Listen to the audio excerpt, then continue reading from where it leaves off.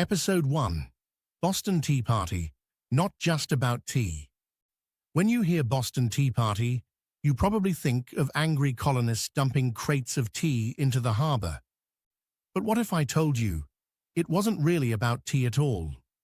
This act of rebellion was fueled by tariffs, monopolies, and a growing fear of economic domination, issues that still echo in today's global trade debates. Chapter 1. Historical Context. Let's rewind. In the 1760s, the British Empire was drowning in debt from the 7 Years' War. To raise revenue, Parliament turned to its American colonies, imposing the Stamp Act, the Townshend Acts, and finally, the Tea Act of 1773. But here's the twist. The Tea Act actually lowered the price of tea in the colonies. So why did it trigger a revolt? Chapter 2. The Trade Trap. It wasn't about the cost, it was about control. The Tea Act gave the British East India Company, a massive government-backed monopoly, exclusive rights to sell tea directly in the colonies. Colonial merchants cut out of the deal.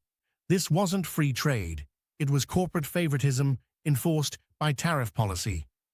Even though tea was cheaper, colonists still had to pay import duties, taxes they had no say in. This was tariff policy without representation. Quick sidebar. What is a tariff? A tariff is a tax on imported goods. Governments use tariffs to protect domestic industries, punish rivals, or raise money.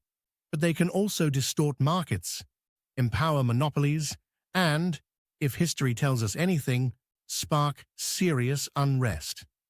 Chapter 3. The Tea Party unfolds. On December 16, 1773, a group of colonists disguised as Mohawk Indians boarded 3 British ships in Boston Harbor.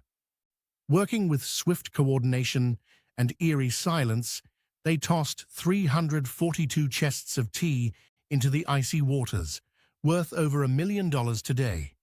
One witness wrote, "Boston Harbor is a teapot tonight." Chapter 4. The Aftermath. Britain's response? Brutal.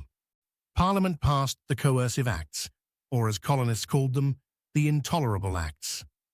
Boston Harbor was closed, self-government restricted, trade strangled. What began as a protest over trade policy quickly became a full-scale economic chokehold. And it worked, not to suppress rebellion, but to unite the colonies. Just months later, the First Continental Congress convened. The seeds of revolution had been planted, watered by tea and fertilized by tariffs. Chapter 5. Modern Parallels. It's easy to think of the Boston Tea Party as a dramatic stunt, but underneath the surface was a fight over who controls trade, taxation, and power. From 18th century harbors to 21st century factories, we're still asking the same questions, just with different names. With the United States leveraging tariffs in the modern era, will the strategy work to raise revenue by punishing rivals, or will the irony be it forces our partners seek their own forms of independence? Comment down below how you think things will unfold. If you found this helpful, subscribe to the Modern Mercantilist. Next up, how British Corn Laws triggered famine, protest, and the fight for free trade.